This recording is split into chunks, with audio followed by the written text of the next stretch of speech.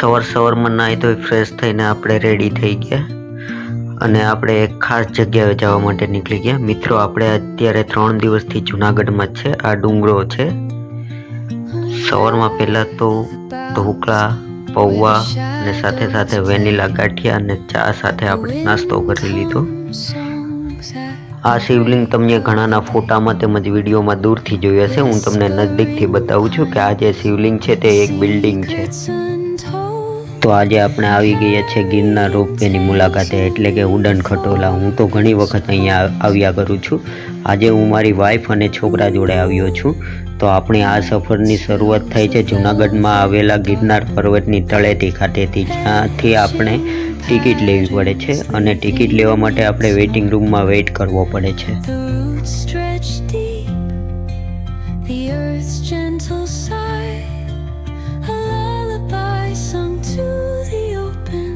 તહેવારોમાં મિત્રો અહીંયા બહુ ભીડ જોવા મળે છે અને અત્યારે તો હાલ પૂરતી ભીડ ઓછી છે, કેમ કે અમે કોઈ તહેવારમાં નથી આવ્યા. એટલે જોકે અમારો નંબર આવી ગયો, બાકી તો 2-3 કલાક માટે રાહ જોવી પડે છે.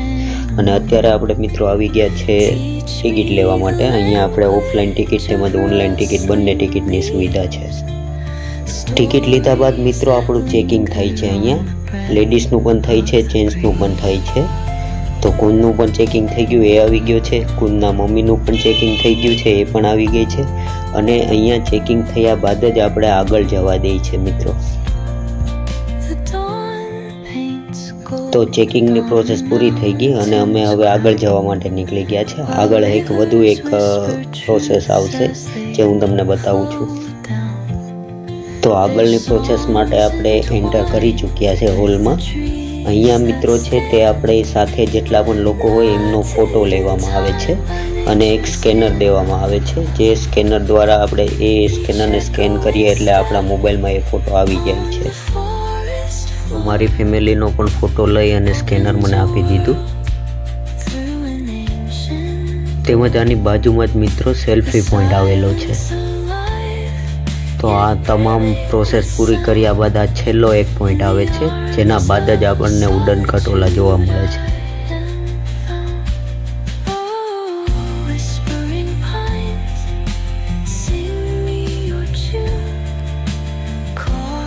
કેમાં જવું તારે?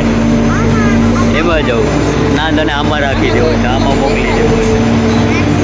હા, નહીં, તને આમાં જ રાખે, આમાં મોકલાવવાનું પેલામાં નહીં.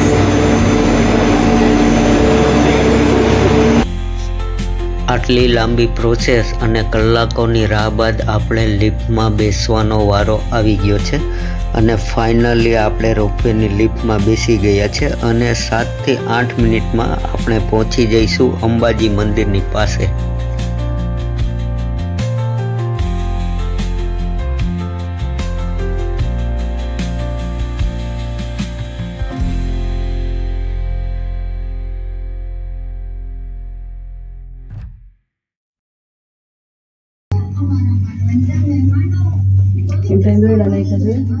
ઈ ના કેબલ હોય ને સીધા મજા 8 લાગી જતો.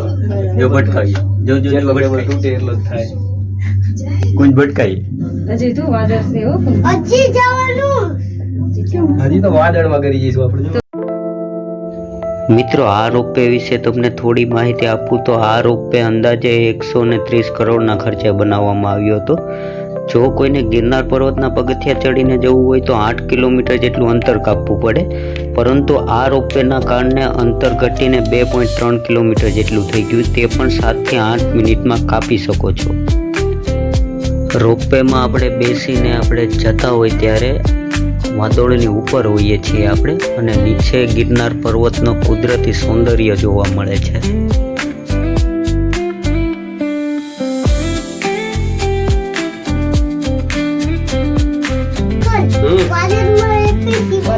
આપણે વાદળમાં દેખાતું નથી કાંઈ એલા.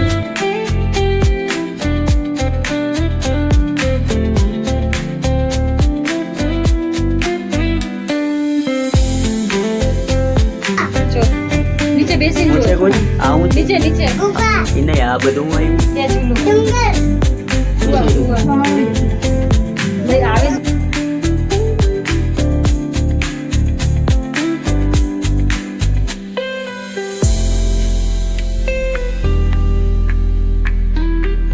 ફાઇનલી મિત્રો આપણે લિફ્ટની બહાર આવી ગયા છે અને હવે આપણે જઈશું અંબેમાના મંદિર પાસે. અહીંયાથી પગથિયા ચડીને આપણે અંબેમાના મંદિર પાસે જઈશું.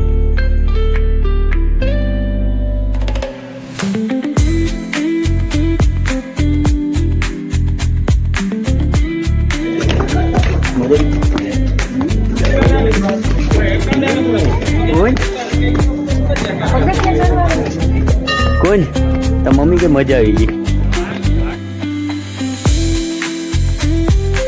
તો આપણે આવી ગયા છે અંબે માતાજીના મંદિર પાસે. અહીંયા પગથિયા ચડીને આપણે માતાજીના દર્શન કરવા અંદર જવું પડે છે. પણ મિત્રો અહીંયા ફોટો કે વિડીયો લેવાની મનાઈ છે, એટલે માતાજીના હું તમને દર્શન તો નહીં કરાવી શકું. પણ એક વાત હું ચોક્કસ કહીશ કે અંદર માતાજીના દર્શન કર્યા પછી મનને બહુ શાંતિ મળે છે.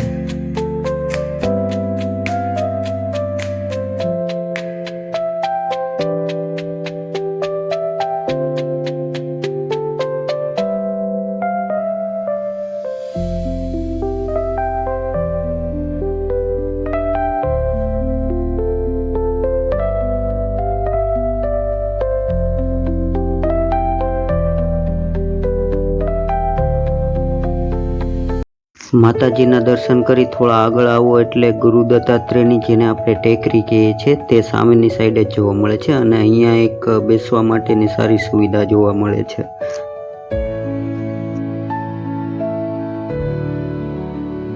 ક્યારેક આપણે સપનામાં વિચારીએ છીએ કે કાશ આપણે વાદળોની ઉપર હોઈએ તો એ નજારો મિત્રો આપણે ગિરનાર પર્વતની ઉપર જોવા મળી જાય છે, જ્યાં આપણે વાદળો આપણી નીચે હોય છે અને આપણે વાદળોની ઉપર હોય છે. અને કુદરતી ખોળામાં જે ગિરનારની લીલીછમ ધરતી જોવા મળે છે, વૃક્ષો જોવા મળે છે, તે એકદમ અદ્ભુત આનંદદાયી પળ હોય છે.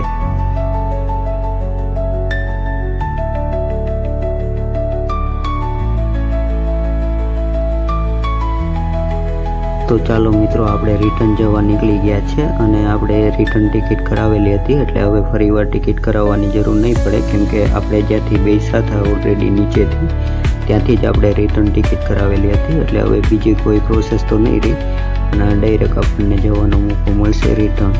એટલે આપણે રોપવેમાં જ બેસીને રિટર્ન જશું.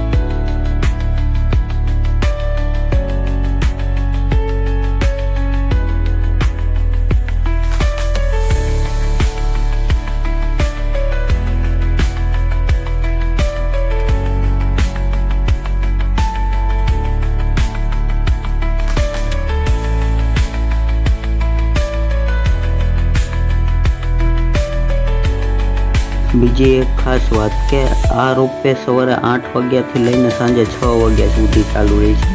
ક્યારેક મિત્રો જો વાતાવરણ ખરાબ હોય તો તમે ઉપર તો જઈ શકો છો અંબેમાના મંદિર સુધી, પણ રિટર્ન આવવા માટે તમને મનાઈ કરે છે. કારણ કે ઘણી વખત બને છે કે વાતાવરણ ખરાબ હોય, જેના કારણે રોપવે બંધ રાખવો પડે છે. એટલે તમારે આ વાતનું ખાસ ધ્યાન રાખવાનું.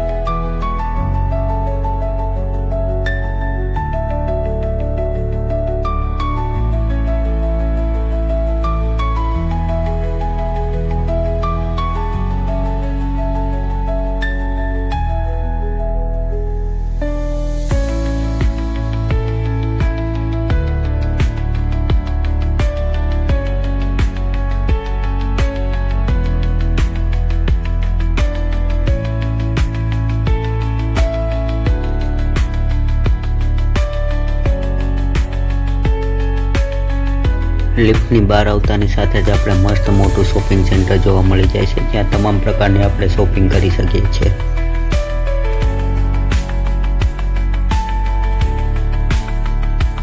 તેમજ રેસ્ટોરન્ટ પણ મળી જાય છે, જ્યાં જમવાથી લઈને નાસ્તા પાણીની પણ સુવિધા છે.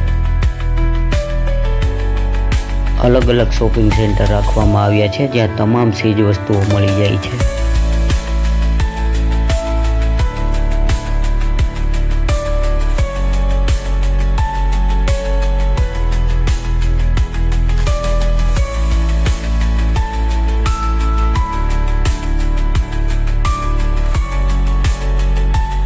તો ચાલો મિત્રો, ગિરનાર રોપવેની મજા બહુ જ આવી અને મારા પરિવારને ખૂબ જ મજા આવી છે. અને હવે આપણે જઈશું ગુરુદત્તના મેઇન ગેટવે, જ્યાંથી લોકો પગથિયા ચડીને પણ ગિરનાર પર્વત જઈ શકે છે. અહીંયા એક 70 થી 80 વર્ષના માળી છે, જેઓ દૂરબીન દ્વારા ગિરનાર ગુરુદત્ત ટેકરીના દર્શન કરાવડાવે છે. એટલે જોકે ઓલરેડી તો અમે દર્શન કરીને આવ્યા હતા, પણ માળીની ઉંમર જોઈ અને મદદના ભાવથી મારા પરિવારને ફરી વખત દૂરબીનથી મેં ગુરુદત્ત ટેકરીના દર્શન કરાવડાવ્યા. તો મિત્રો, ફાઇનલી આપણે રૂમમાં આવી ગયા છે અને જે રોપવેમાં બેસી લિફ્ટની અંદર બેસી ગિરનાર પર્વતના એ સૌંદર્યનો જે આનંદ લીધો છે, રોપવેનો મારા પરિવારને અનુભવ કરાવ્યો છે.